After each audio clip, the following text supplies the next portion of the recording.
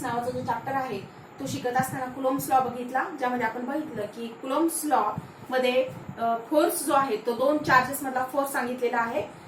Coulomb's law states that the force between the two charges, it is directly proportional to the product of the two charges and it is inversely proportional to the square of the distance between them and it is acted along the direction of the line joining the two charges.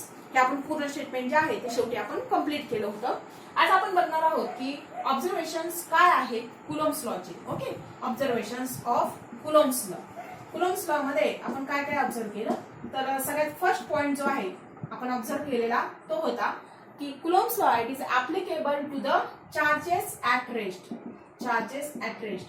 Rest म्हणजे ज्या चार्जेसची velocity किंवा speed जो आहे तो 0 असणार आहे, अशा चार्जेससाठी आपण फक्त कुलोम्ब्स लॉ अप्लाय करू शकतो. जे स्टेबल आहेत त्या चार्जेसवरच फक्त हा लॉ अप्लाय होऊ शकतो. ठीक आहे. सेकंड ऑब्झर्वेशन काय आहे, तो कुलोम्ब्स लॉ जो आहे तो होल्ड होतो. It holds good for a distance from 10⁻13 metre to few kilometres.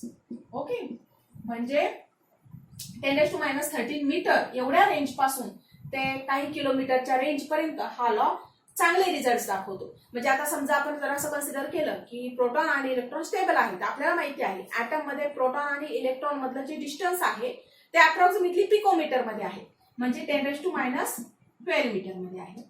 He range याच्या जवळची आहे. म्हणजे हा लॉ जर आपण असं कन्सिडर केलं की प्रोटॉन आणि इलेक्ट्रॉन स्टेबल आहेत, ऑब्व्हियसली ते नाहीयेत, पण जर असं कन्सिडर केलं की ते स्टेबल आहेत तर आपण त्यांच्या दोन्ही मधला फोर्स जो आहे तो कॅल्क्युलेट करू शकतो. सिमिलरली समजा आता 1 किलोमीटरचा डिस्टन्स आहे, 1 किलोमीटरवर एक चार्ज पार्टिकल ठेवलेला आहे, त्यावर काहीतरी चार्ज आहे आणि दुसऱ्या पार्टिकलवर काहीतरी चार्ज आहे, तर त्या दोन्ही मधला जो फोर्स आहे तो आपण कॅल्क्युलेट करू शकतो. त्यासाठीचा फॉर्म्युला मागच्या वेळेस आपण बघितला की F इज इक्वल टू 1/4πε0 हा कॉन्स्टंट आहे आणि into Q1 Q2 divided by R². या कॉन्स्टंटची व्हॅल्यू आपल्याला माहिती आहे, किती आहे ती 9 × 10⁹ आणि चार्ज पार्टिकलवर जे जे चार्जेस असतील त्याची व्हॅल्यू आपल्याला इथे पुट करायची, यांचं मल्टिप्लिकेशन घ्यायचंय. त्या दोन चार्ज पार्टिकल मध्ये किती डिस्टन्स असेल, समजा 1 किलोमीटरचा असेल तर ते आपण लिहिणार आहे 1 × 10⁻3, कारण किलोमीटरचं मीटर मध्ये कन्व्हर्जन आणि त्याचा स्क्वेअर. बस एवढ्या व्हॅल्यूज टाकल्या की आपल्याला काय मिळणार आहे, त्या फोर्सचा मॅग्निट्यूड मिळणार आहे. हे आपण बघितलं. हे आहे याचं सेकंड ऑब्झर्वेशन की 10⁻13 मीटर पासून ते फ्यू किलोमीटर पर्यंत हा रिझल्ट जे आहे हे स्टेटमेंट चांगल्या प्रकारे रिझल्ट दाखवतं. ठीक आहे. थर्ड पॉइंट काय आहे, ऑब्झर्वेशन काय आहे, तर कुलोम्ब्स लॉचं जे मॅथमॅटिकल स्टेटमेंट आहे त्या स्टेटमेंट कडे जर तुम्ही बघितलं तर तुमच्या लगेच लक्षात येईल की F is inversely proportional to the square of the distance between them. म्हणजे इन्व्हर्सली प्रोपोर्शनल आहे डिस्टन्सच्या स्क्वेअरवर. म्हणजे याचा अर्थ काय आहे की जर डिस्टन्स इन्क्रीज होत गेलं, हा जर Q2 इथे असेल सुरुवातीला आणि नंतर जर इथे गेला, म्हणजे डिस्टन्स जर इन्क्रीज होत गेलं तर फोर्स जे आहे ही क्वांटिटी इन्क्रीज होती, म्हणजे ही क्वांटिटी काय होणार, डिक्रीज होणार. पार्टिकल जसा जसा लांब जाईल तसा तसा फोर्स त्याच्यावरचा कमी कमी होत जाणार आणि पार्टिकल जेवढा जवळ येत जाईल तेवढा त्या पार्टिकलवरचा चार्जमुळे असणारा फोर्स जो आहे तो इन्क्रीज होत जाईल. हा आहे याला काय म्हणायचं, सेंट्रल फोर्स म्हणायचं. आणि याची डायरेक्शन जी असणार ती along the direction of the line असणार आहे. म्हणजे हा Q1 Q2 जर इथे असेल तर हा झाला रेडियस वेक्टर R12. जर Q इकडे असेल तर ह्या डायरेक्शनला फोर्स असणार आहे, म्हणजे अलाउंग द लाईन फोर्स असणार आहे. इथे असेल तर या अलाउंग द लाईन असेल, इकडे चार्ज पार्टिकल असेल तर अलाउंग द लाईन असणार आहे. या दोन्ही मधला फोर्स, चार्ज पार्टिकल कोणत्या ठिकाणी आहे, Q2 इथे आहे, इथे आहे, इथे आहे, त्यावर डिपेंड आहे की त्या लाईनच्या डायरेक्शनने तो फोर्स असणार आहे, तो किती जवळ आहे, तो किती लांब आहे, त्यावर त्या फोर्सचा मॅग्निट्यूड डिक्रीज होणार आहे किंवा इन्क्रीज होणार आहे. ओके, जवळ असेल तर ते इन्क्रीज होईल, लांब असेल तर ते डिक्रीज होईल. अशा प्रकारे जे फोर्स अफेक्ट होतात त्यांना आपण सेंट्रल फोर्स म्हणतो, सेंट्रल फोर्स. आणि सिंपल लँग्वेज मध्ये जर सांगायचं झालं तर ज्यावेळेस डिनॉमिनेटरला R² ची व्हॅल्यू येते त्यावेळेस ते सेंट्रल फोर्सेस असतात, जसं की for example gravitational force. Okay. Fourth statement काय आहे याचं की समजा एखादा चार्ज पार्टिकल आहे आणि त्या चार्ज पार्टिकलवर आपण दुसऱ्या चार्ज पार्टिकलमुळे किती फोर्स अप्लाय होतो हे काढतो. म्हणजे Q1 आणि Q2 आहे दोन चार्ज पार्टिकल आणि Q1 वर Q2 ने अप्लाय होणारा चार्ज आपल्याला फोर्स आपल्याला काढायचा आहे. आणि त्याच वेळेस काय झालं की आपल्या असं लक्षात येतं की इथे दुसरा एक चार्ज पार्टिकल आहे जो Q3 आहे. तर Q1 वर Q2 जेवढा फोर्स अप्लाय करणार आहे तो फोर्स इंडिपेंडंट असणार आहे Q3 वर. म्हणजे यावर हा जो फोर्स अप्लाय करणार आहे त्यावर Q3 मुळे काहीही फरक पडणार नाही. Q2 ने जो अप्लाय केलेला असणार आहे तो आपण स्टेटमेंट बघितलं, तो फक्त प्रोडक्टवर डिपेंड असणार आहे Q1 आणि Q2 च्या. Q3 चा त्याच्याशी काही संबंध असणार नाही. टोटल नेट फोर्स मध्ये Q3 आपण काउंट करणार आहोत, पण फक्त Q1 वर Q2 ने जो अप्लाय केलेला फोर्स असेल तो फोर्स बदलणार नाही Q3 मुळे. ओके, तो फोर्स नेहमी तोच राहणार आहे. F is equal to 1/4πε Q1 Q2 upon R². आणि जी डायरेक्शन असेल जी आपण वेक्टर फॉर्म मध्ये बघितली ती. ओके, आणि हे जे प्रिन्सिपल आहे जे मी आता सांगितलं त्या प्रिन्सिपलला सुपरपोजिशन प्रिन्सिपल असं म्हटलं जातं. सुपरपोजिशन प्रिन्सिपल, जे की आपण आता बघणार आहोत. ओके, हे सुपरपोजिशनचं प्रिन्सिपल जे आहे ते आपण आता बघणार आहोत. हे झाले 4 ऑब्झर्वेशन्स जे कुलोम्ब्स लॉच्या बाबत ऑब्झर्व केलेले आहेत. याचा आपण प्रॉपर स्टेटमेंट बघूयात आता. Superposition principal.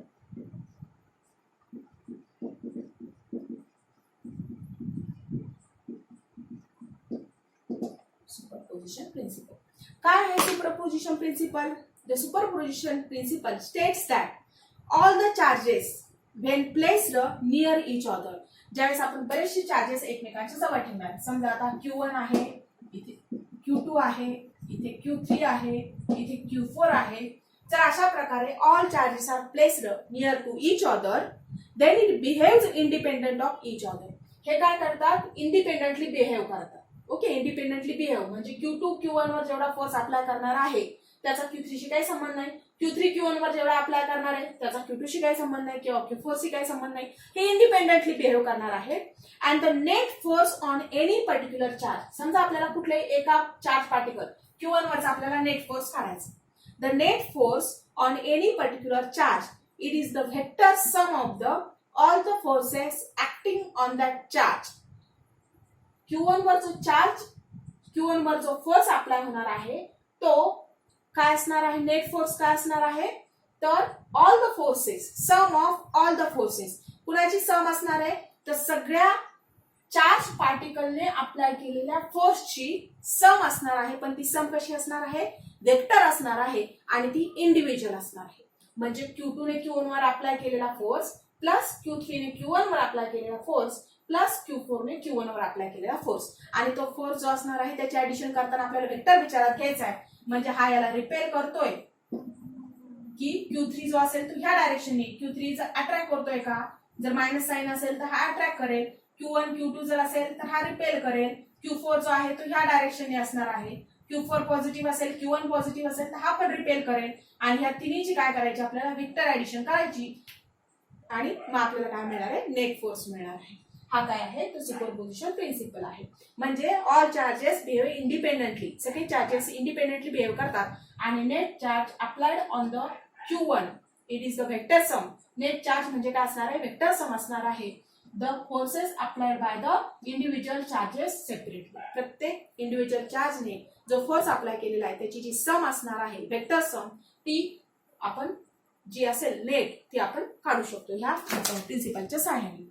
Okay, for example घेऊयात आपण एक छोटस आणि तुम्हाला लगेच लक्षात येईल की सुपरपोजिशन प्रिन्सिपल काय सांगतो. ठीक आहे, आपण काय करूयात की 2 चार्जेस घेऊयात. एक आहे Q1 आणि दुसरा आहे इथे Q2.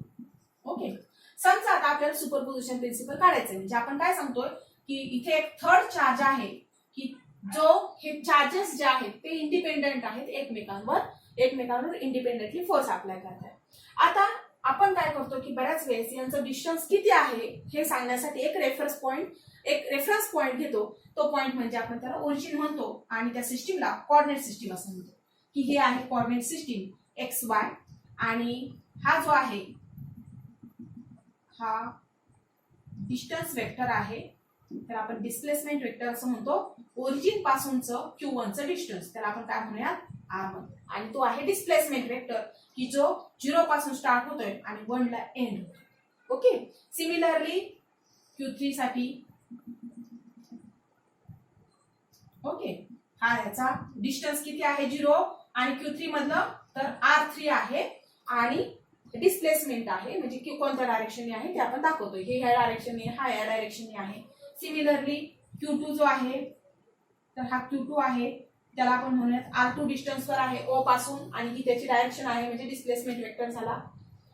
ठीक आहे, आता जर वेक्टर म्हटलं तर यावर आपण काय दाखवणार, बार दाखवणार. ओके, ठीक आहे. आता आपल्याला काय करायचंय की नेट फोर्स काढायचा आहे Q1 वरचा.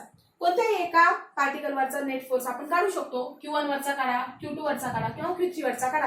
आणि नंतर जर आपल्याला टोटल फोर्स काढायचा असेल तर आपण या पूर्ण सिस्टीमचा फोर्स काढताना या सगळ्याची ऍडिशन करायची. सगळ्यात सुरुवातीला आपण Q1 वरचा फोर्स काढणार आहोत. मग मी इथे लिहिते फोर्स ऑन Q1. ओके, आणि चार्जेस कोणकोणते आहेत आपल्याकडे, Q2 आणि Q3. Okay, force on Q1 due to Q2 and Q3. Q2 आणि Q3 मुळे त्यावर फोर्स किती असणार आहे. ओके, चार्ज Q1 वर किती फोर्स असणार आहे. तर आता मी तुम्हाला सांगितलं आपण काय करतोय, चार्ज 1 वरचा फोर्स कॅल्क्युलेट करतोय म्हणून मी इथे लिहिते F1 bar is equal to, आता कोणकोणती सुपरपोजिशन प्रिन्सिपल काय सांगतोय की सेकंड चार्जने 1 वर अप्लाय केलेला फोर्स हा सेपरेट असणार आहे, इंडिपेंडेंट असणार आहे. आणि force on charge Q1 due to Q3 हा इंडिपेंडेंट असणार आहे. म्हणजे 1 वर 2 ने अप्लाय केलेला इंडिपेंडेंट आहे, सेपरेट आहे, आणि 1 वर 3 ने अप्लाय केलेला सेपरेट आहे. ओके, आपण 1 वरचा फोर्स काढतोय. 1 वर फोर्स अप्लाय करण्यासाठी आपल्याकडे किती चार्जेस आहेत, Q2 आणि Q3 हे 2 चार्जेस आहेत. ठीक आहे, मग हे झालं फोर्स, हे झालं आपला सुपरपोजिशन प्रिन्सिपल. मग आता आपल्याला माहिती आहे की F12 काय आहे, तर 1/4 pi epsilon not Q1 Q2 divided by या दोन्ही मधला डिस्टन्स, Q1 आणि Q2 मधला डिस्टन्स. आता या दोन्ही मध्ये किती डिस्टन्स आहे, तर या दोन्ही मध्ये असणार आहे डिस्टन्स. आपण मागे जी सिस्टीम बघितली त्यामध्ये आपण फक्त 2 चार्जेस बघितले, त्यामुळे आपण त्याला R नाव दिलं होतं. पण आता आपल्याकडे सिस्टीम ही फक्त 2 चार्जची नाहीये तर 3 चार्जची. म्हणजे आपल्याला Q1 आणि Q2 मधला पण डिस्टन्स कॅल्क्युलेट करायचंय आणि Q1 आणि Q3 या दोन्ही मधला पण जे डिस्टन्स आहे ते पण आपल्याला कॅल्क्युलेट करायचंय आणि त्याचा आपल्याला स्क्वेअर करायचंय. आणि ऑब्व्हियसली आपल्याला वेक्टर पण घ्यायचे आहे, नोटेशन दाखवायचे आहे. मग आपण काय करतो की मी तुम्हाला सांगितलं की या ठिकाणी बघायचं की लाईक चार्जेस आहेत की अनलाईक चार्जेस आहेत. हे लाईक चार्जेस आहेत कारण इथे साइन नाहीये, म्हणजे काय साइन आहे, पॉझिटिव्ह पॉझिटिव्ह. इथे पण साइन नाहीये म्हणजे पॉझिटिव्ह साइन आहे. मग लाईक चार्जेस मध्ये काय असतं, मी तुम्हाला सांगितलं लाईक असतील तर F12 आणि R2 वर पेअर्स जे आहेत ते स्वॅप करा. म्हणजे लाईक चार्जेस साठी इथे जर 1 2 आलं तर इथे R साठी काय लिहायचं आपल्याला 2 1 आणि हा कॅप. आणि डिनॉमिनेटरला हा जो इथे वेक्टर आहे तो सेम वेक्टर, जसं इथे R होता तसंच इथे घ्यायचा आहे. R21 आहे तर इथे R21 आणि ब्रॅकेटचा स्क्वेअर. ओके, हे 2 फक्त नोटेशन आहे. आरचा आपण स्क्वेअर करतोय, दोन्ही मधल्या डिस्टन्सचा स्क्वेअर करतोय, हा युनिट वेक्टर आहे. प्लस Q13 साठी पण सॉरी फोर्स 13 म्हणजे F13 साठी पण same 1/4 pi epsilon not Q1 Q2 sorry आता काय येणार आहे Q1 आणि थर्ड चार्ज म्हणजे Q1 Q3 डिवायडेड बाय, आता परत एकदा 1 3 असेल तर काय घ्यायचं आपल्याला 3 1 R31 कॅप आणि इथे डिनॉमिनेटरला काय होतं आपला R31 ब्रॅकेट स्क्वेअर. मी ऑलरेडी सांगितले हा कॅप म्हणजे हा फक्त युनिट वेक्टर आहे, तो फक्त डायरेक्शन दाखवतो आणि हा स्क्वेअर जो आहे तो ऍक्च्युली काय करतो, त्याचा स्क्वेअर करतो, डिस्टन्सचा स्क्वेअर करतो. ही जरी तुम्ही इथे बार दिला आणि त्या बारचा जर तुम्ही स्क्वेअर केला तर त्याचा जो स्केलार प्रोडक्ट आहे तो परत एकदा काय येणार आहे, स्केलार येणार आहे. ओके, म्हणजे R21 बार डॉट R21 बार यांचा जो प्रोडक्ट असणार आहे तो R21 स्क्वेअर येणार आहे. ठीक आहे, आता बघा दोन्ही मध्ये कॉमन काय येते 1/4 पाय एप्सिलॉन नॉट आणि Q1 आहे तो कॉमन आहे, Q2 आणि Q3 सेपरेट आहे. मग आता आपण कॉमन घेऊ शकतो 1/4 पाय एप्सिलॉन नॉट. आता मी समजा आतमध्ये असंही ठेवू शकते की Q1 Q2 divided by R21 bracket square R21 cap plus Q1 Q3 divided by R31 bracket square R31 cap. Q1 आपण बाहेरही काढू शकतो, आतही ठेवू शकतो. मी आतमध्ये काय ठेवलाय कारण इथे 1 2 आहे आणि इथे 2 1 आहे, इथे 1 3 आहे आणि 3 1 आहे. नोटेशन्स लिहायला आपल्याला सोपं जाईल म्हणून फक्त. आणि हे सगळं काय आहे एका सिंगल ब्रॅकेटमध्ये आहे, पूर्णपणे एका सिंगल ब्रॅकेटमध्ये. हे काय झालं आपला F1 वरचा फोर्स झालेला आहे. Total force on F1 due to Q2 आणि Q3. अशाच पद्धतीने हे कशामुळे करू शकलो आपण, फक्त सुपरपोजिशन प्रिन्सिपलमुळे, की डायरेक्टली फक्त 2 चार्जेस मध्ये आपण फोर्स घेतला आणि त्यांची फक्त काय केलेली आहे ऍडिशन केलेली आहे. हेच जर तुम्ही बघितलं तर याला तुम्ही मॉडिफाय करू शकता. समेशन 1/4 पाय एप्सिलॉन नॉट जे आहे ते कॉमन घ्या बाहेर. 1/4 पाय एप्सिलॉन नॉट समेशन आणि इथे दोन आहे आय आणि जे.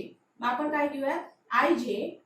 ओके, आय आणि जे दोन्ही आहेत. इथे काय आहे q i q j divided by R21 म्हणजे r j i bracket square r j i cap plus q i q i. Okay, q i q j लिहायची गरज नाही. आपण एकदा I1 घेणार आहोत. एकदा जे जो आहे तो त्यावेळी आपल्याला दाखवायचं की सेम नाहीयेत आय आणि जे, कारण Q1 इथे दिसतंय का नाही. मग आय आणि जे सेम नाही घ्यायचे आपल्याला. मग आपण काय करणार, आय आणि जे जर आपल्याला सेम घ्यायचं नसेल तर इथे कंडिशन टाकणार i is not equal to j. I आणि जे सेम नाहीयेत कारण आपण एकदा आय ची किंमत आपण 1 पुट करू शकतो, जे ची किंमत आपण 1 पुट करू शकत नाही कारण आय 1 आहे. म्हणजे काय झाला 1 2, परत आय ची किंमत 1 घेतली, जे ची किंमत आपण 1 पुट करू शकत नाही म्हणजे काय झाला 1 3. ओके, आता आय ची किंमत तुम्ही 2 पुट करू शकता, 3 पुट करू शकता, 4 पुट करू शकता. पण हे कशावर डिपेंड आहे की तुम्हाला फोर्स कोणत्या पार्टिकल वरचा काढायचा. मग फोर्स जर तुम्हाला 1 पार्टिकल वरचा काढायचा असेल तर इथे स्ट्रिक्टली आय किती यायला पाहिजे 1 यायला पाहिजे. त्यावेळेस आपल्याला आय घ्यायची गरज नाही, फक्त एवढंच घ्यायचंय i is not equal to j. आणि आपण समेशन घेतोय ते कशावर घेतोय, जे वर समेशन घेतोय i is not equal to j. म्हणजे आता बघा डायरेक्टली तुम्ही जरी बघितलं तरी तुमच्या लक्षात येईल की आय ची जी व्हॅल्यू आहे ती आपण काय घेतोय 1 घेतोय. आय ची व्हॅल्यू घेतोय 1, आय ची व्हॅल्यू घेतोय 1 इज नॉट इक्वल टू जे. जे ची किंमत किती नकोय आपल्याला 1 नकोय. पण कशासाठी, फोर्स नंबर 1 साठी.